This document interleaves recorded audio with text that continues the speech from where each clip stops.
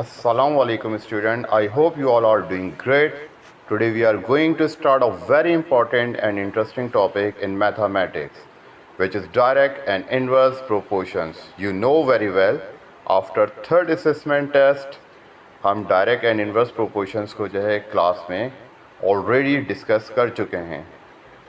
Chapter 7 से related direct and inverse proportion में 4 exercise शामिल हैं। Exercise 7A, 7B, 7C and 7D. Now some of you might be thinking that this chapter is a little difficult, but don't worry.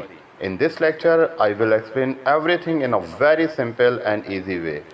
First we will understand what proportional actually means. अगर आपको proportionals अच्छे तरीके से उसका concept समझ में आ गया, then we will learn the difference between direct and inverse proportion. And after that we will solve book exercise questions step by step. So by the end of this video, you will not only understand the concept clearly, but you will also be able to solve questions easily in your exam. Also remember one important thing जो मैं हमेशा अपने student से ये कहता हूँ, mathematics is not about memorising, it is about understanding and practising. तो ये याद रखो बार बार कि यार जब भी आप कोई भी टीचर किसी भी सब्जेक्ट, ख़ास तौर पर मैथ्स से रिलेटेड आपको अगर कोई चीज़ एक्सप्लेन कर रहा हो, तो जब तक आपका कॉन्सेप्ट क्लियर ना हो आप क्वेश्चंस करें और घर पे आके उसकी ज़्यादा से ज़्यादा प्रैक्टिस करें, क्योंकि मैथमेटिक्स एक वाहिद ऐसा सब्जेक्ट है जिसमें रट्टा नहीं लग सकता. सिर्फ ज़्यादा से ज़्यादा प्रैक्टिस जो है वो आपको परफेक्ट बना देगी.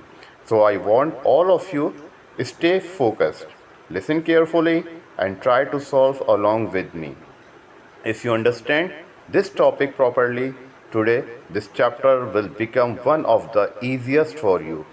So without wasting any time, let's start our lesson. सबसे पहले जो आज हम अपना टॉपिक कवर करेंगे, what is proportion? Just simple answer. अगर कोई भी आपसे पूछे यार proportion क्या होता है, आप जस्ट उसको ये बोलो कि proportion means relation between two things. When one things change, the other also change. For example, if you buy more books, your money will say bye-bye. So books and cost are related. This is called proportion. Means अगर आप एक books खरीदते हैं 10 rupees की, तो 2 books खरीदेंगे आप 20 rupees की, 3 बुक्स खरीदेंगे आप 30 रुपीज़ की. मीन्स जितनी बुक्स खरीदेंगे, जितनी क्वांटिटीज़ खरीदेंगे, उतनी ज़्यादा आपके जो है वो पैसे स्पेंड होंगे. तो ये चीज़, ये डिफरेंस जो है ये प्रोपोर्शंस के अंदर जो है वो आ जाता है. वो अब सवाल ये पैदा होता है कि how many types of proportions. तो आप उसको सिंपल अपने जहन में आप याद रखें, देयर आर ओनली 2 टाइप्स.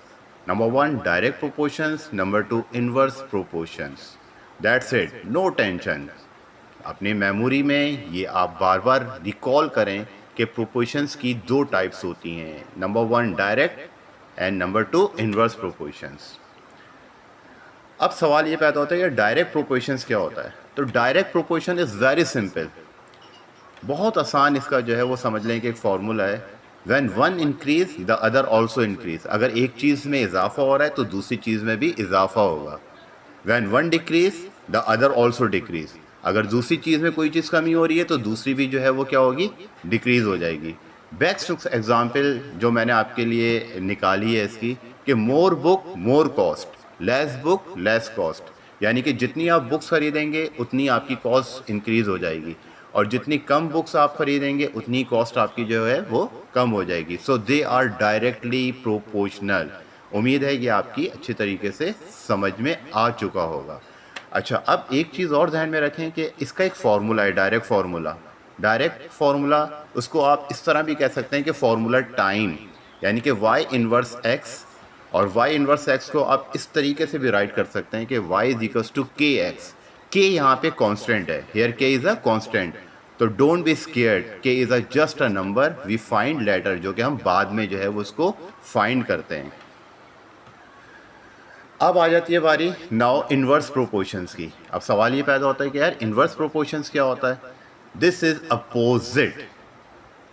अब सवाल ये पैदा होता है यार अपोजिट क्या. अपोजिट से मुराद ये कि one increase other decrease, one decrease other increase.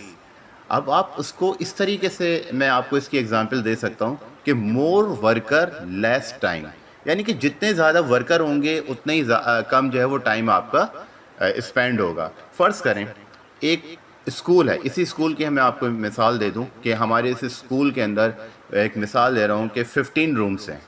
अब 15 रूम्स के लिए अगर मैं 15 वर्कर लेता हूं तो क्या होगा, हर एक रूम के लिए एक एक वर्कर लेता हूं तो हमारा टाइम जो है वो क्या हो जाएगा, कम स्पेंड होगा। लेकिन अगर मैं 15 रूम्स के लिए वर्कर जो है वो क्या ले लूँ, कम ले लूँ, तो हमारा टाइम जो है वो क्या होगा, ज़्यादा लगेगा। तो ये इसकी बेस्ट एग्जाम्पल है कि more worker less time, less worker more time, worker and times are enemies. आप इस तरह समझ लें कि वर्कर एंड टाइम्स आर जो है वो एक दूसरे के दुश्मन हैं। अब इन्वर्स का भी एक फार्मूला होता है। इन्वर्स का फार्मूला y इन्वर्स 1/x, जिसको आप इस तरीके से भी राइट कर सकते हैं कि x y is equals to k. Easy trick है। In inverse variable go in denominator और मल्टीप्लाई, यानी कि जो आपका इन्वर्स नीचे डिनोमिनेटर है वो ऊपर जाके क्या हो जाएगा, मल्टीप्लाई हो जाएगा। Now let's solve question number 1। Question number 1 में जो है वो आपको जो आपके रिक्वायर्ड है वो ये कह रहा है कि 108 बुक्स जो हैं उसका जो वेट है वो 30 kg है। तो वी नीड टू फाइंड, यानी कि आपको दो चीज़ें इसके अंदर फाइंड करनी है।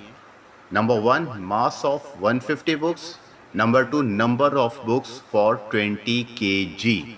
देखिए, आप एक जहन में सबसे पहले एक चीज़ आप जहन में ये रखें कि हमारे पास जो गिवन है वो 108 बुक्स हैं और 108 बुक्स का जो टोटल मास है वो 30 kg है।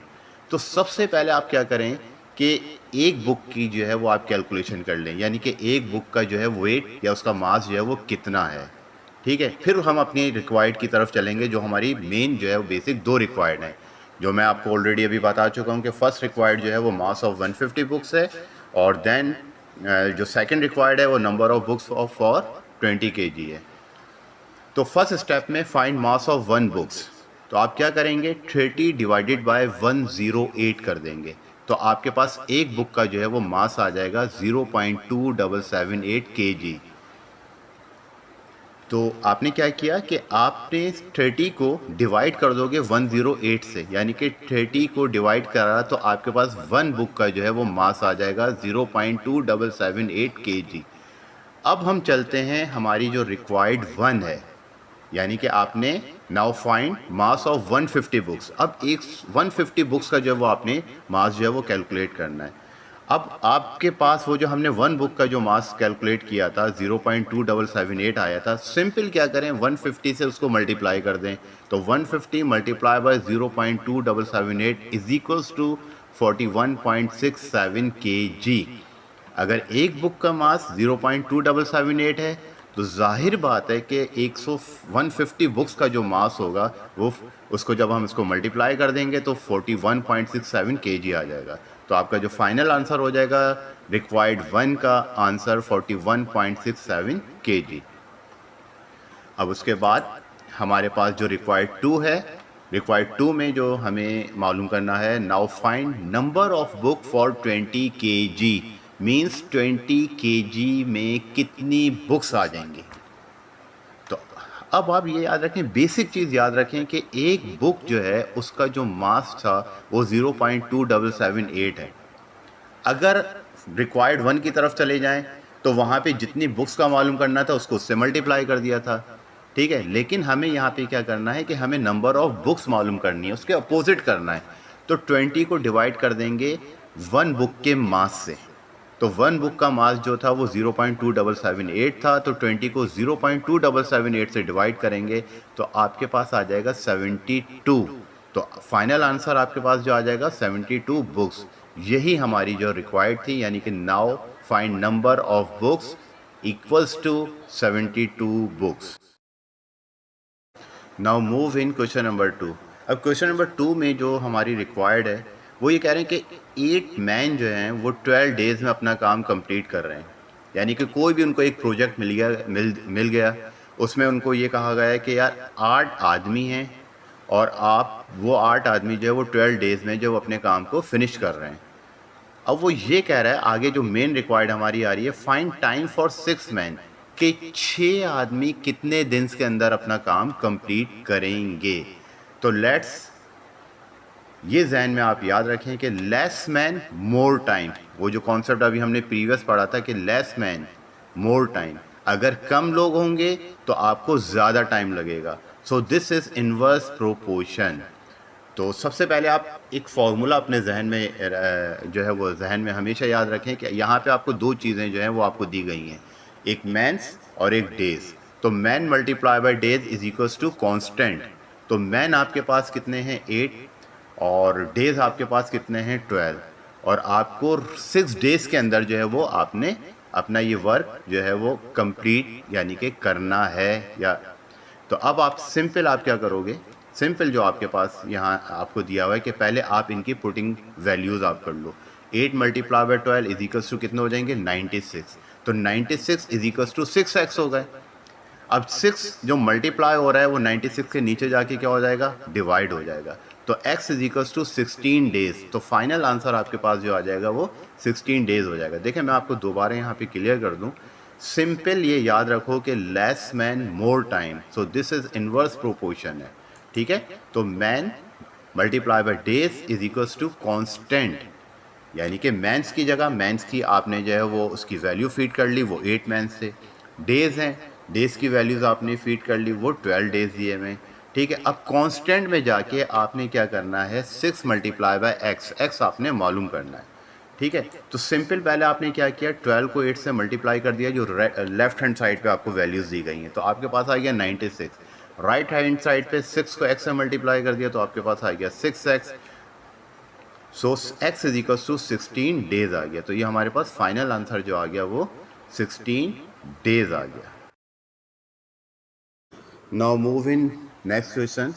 अच्छा, नेक्स्ट क्वेश्चन में आपको ये बता रहा है सेम वही जो है वो आपने फार्मूला अप्लाई करना है कि आपके पास 35 वर्कर्स हैं। ठीक है, 35 वर्कर्स अपना काम जो है वो कंप्लीट कर रहे हैं, अपना वर्क जो कंप्लीट कर रहे हैं वो 16 डेज़ के अंदर कंप्लीट कर रहे हैं। ठीक है, अब वो ये कह रहे हैं कि फिनिश इन 14 डेज़। अगर वो 14 डेज़ में अपना काम कंप्लीट करते हैं तो हमें एक्स्ट्रा वर्कर कितने चाहिए। आप एक चीज़ जहन में याद रखो कि 35 वर्कर्स और 16 डेज़ हैं। ठीक है, अब अगर मैं आपसे ये बोलूं कि अगर 35 वर्कर 16 डेज़ में कंप्लीट कर रहे हैं तो आप यहाँ पे एक चीज़ नोट करें कि आपके डेज़ कम हो रहे हैं, तो जारी बात है कि कुछ वर्कर का इजाफा हो जाएगा। भाई एक कंपनी है, उसके जो है वो ऑनर ने कह दिया कि यार भाई ये आप लोग 35 वर्कर्स हों और 16 डेज़ के अंदर जो है वो आपने ये काम कंप्लीट करना है। पता चला जिस दिन हमें ये काम फिनिश करना था उस दिन जो है वो कुछ वर्कर जो थे वो क्या हो गए, वो नहीं आ पाए, या बल्कि कंपनी को ये उसने ऑर्डर दे दिया कि भाई ये 16 डेज़ वाला जो काम था ये आपने 14 डेज़ के अंदर कंप्लीट करना है। तो फाइंड एक्स्ट्रा वर्कर, यानी कि हमें कितने वर्कर की और ज़रूरत होगी और कितने वर्कर की नीड होगी। तो सेम सबसे पहले यानी कि आप इस कॉन्सेप्ट को समझो यहाँ पे कि मोर वर्कर लेस डेज, यानी कि जितने ज़्यादा वर्कर हम लगाएंगे उतना टाइम जो है वो कम स्पेंड होगा, यानी कि लेस डेज होंगे। सो अगेन इन्वर्स प्रोपोर्शन हो रहा है, यानी कि अगर एक एक बिल्डिंग है जो मैंने अभी आपको मिसाल दी थी, अगर उसमें वर्कर्स कम है तो जाहिर बात है आपके पास टाइम ज़्यादा लगेगा, लेकिन अगर वर्कर्स ज़्यादा होंगे तो आपके पास जो है वो टाइम क्या हो जाएगा, वो कम लगेगा। तो ये इन्वर्स प्रोपोर्शंस कहलाता है। ठीक है, तो अब हमें क्या करना है कि इसमें आपने सिंपल क्या करना है कि वही आप फार्मूला अप्लाई करें कि आपके पास मैंस हैं, वर्कर्स है, और क्या आपके पास क्या आ जाए, डेज़ हैं और कांस्टेंट वैल्यू आ जाती है। तो आप उनकी वैल्यूज़ वहाँ पे फीड कर दें। 35 multiply by 16 is equals to x multiply by 14। तो जब 35 को आपने 16 से मल्टीप्लाई किया तो आपके पास आ गया 560 इज इक्वल्स टू 14x। तो 14 यहाँ पे मल्टीप्लाई हो रहा है, 560 से नीचे जाके क्या हो जाएगा, डिवाइड हो जाएगा। तो x is equals to 40 workers. अब आप एक चीज़ यहाँ पे देखें कि 40 वर्कर्स यहाँ पे आ गया। अब हमें ये देखना था ना यार, हमें जो है वो एक्स्ट्रा वर्कर हमें और कितने चाहिए।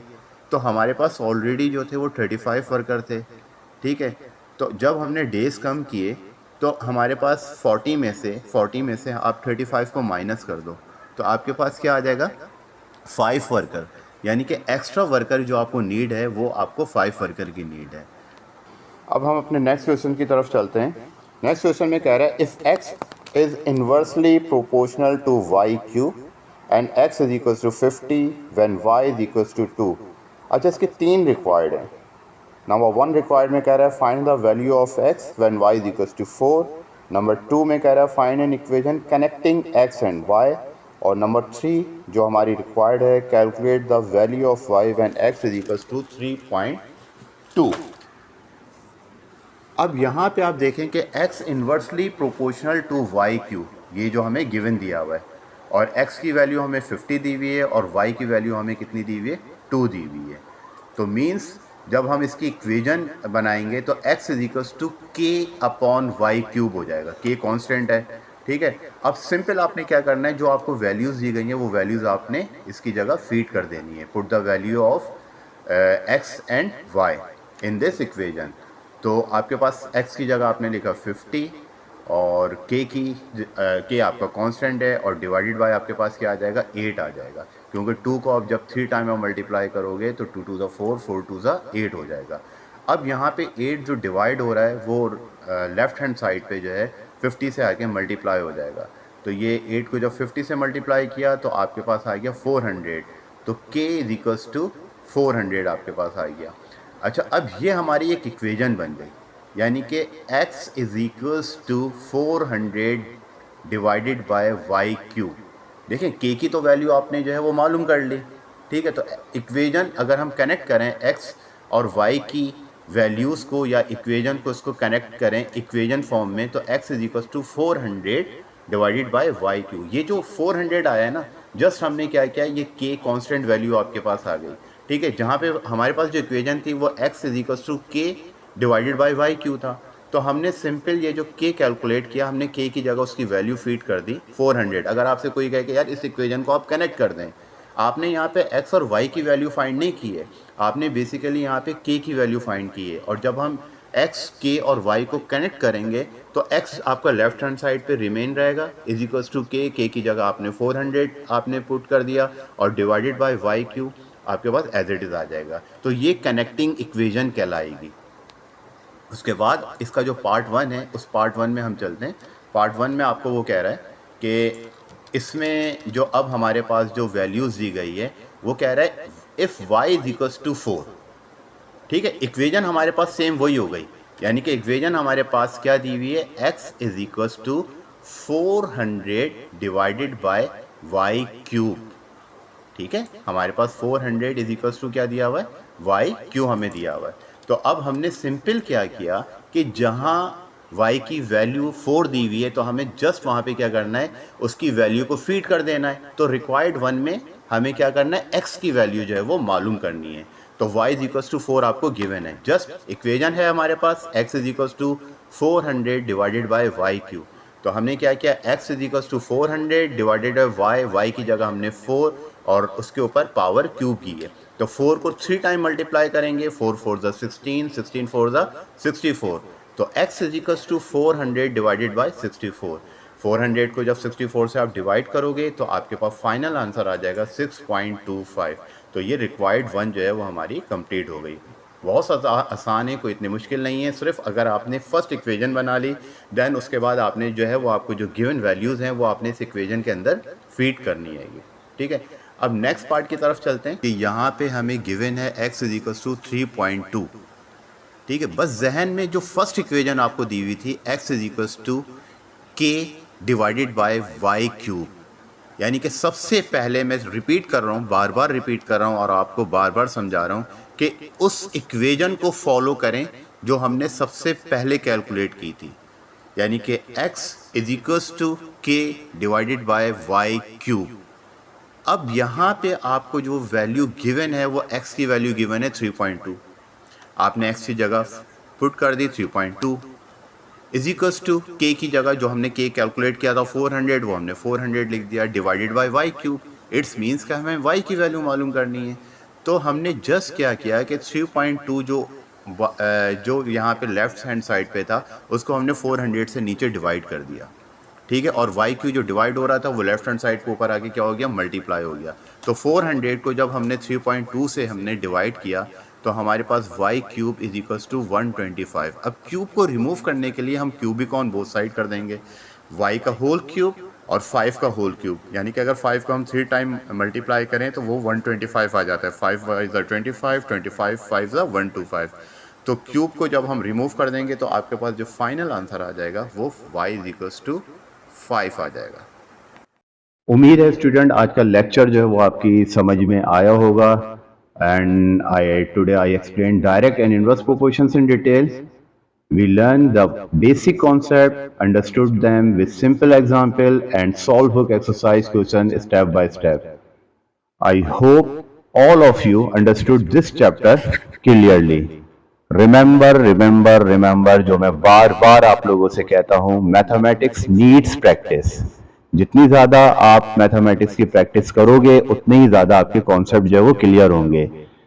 The more you practice the more easy it becomes, और जितनी ज्यादा प्रैक्टिस करोगे उतनी ज्यादा जो है वो मैथ्स आपको इजी लगेगी। So please practise more and more questions, and if you like this video and understood the topic, don't forget to share it with your friends. तो जारी बात है, ये भी एक तरीके से तो सबका जारी हो गया ना। अब ये तो नहीं कि यार मैं समझ लूँ और वो वाला स्टूडेंट मेरा वो दोस्त जो है उस चीज़ को ना समझे। तो कोशिश करो इसका एक आसान रूल, एक फार्मूला अपनी ज़िंदगी में अपना लो कि अगर कोई चीज़ आप सीख लेते हो या आपका कॉन्सेप्ट क्लियर हो जाता है तो दूसरे दिन अपनी क्लास में उस स्टूडेंट को या अपने उस कलीग्स को जिसको ये कॉन्सेप्ट क्लियर नहीं है, आप कोशिश करो उसको एक्सप्लेन करो। जितना आप उसको एक्सप्लेन करोगे उतनी ही ज़्यादा आपकी प्रैक्टिस भी होगी और आपकी ग्रिप उस कॉन्सेप्ट के ऊपर मजबूत होगी। तो हमेशा ये याद रखो कि अपने आइडियाज़ को, अपने कॉन्सेप्ट को या अपनी लर्निंग को जो आपने सीखा है आप उसको दूसरों से शेयर करो, अपने फ्रेंड से शेयर करो। So thank you for watching, see you in the next lecture इंशाल्लाह ताला। अल्लाह हाफिज़।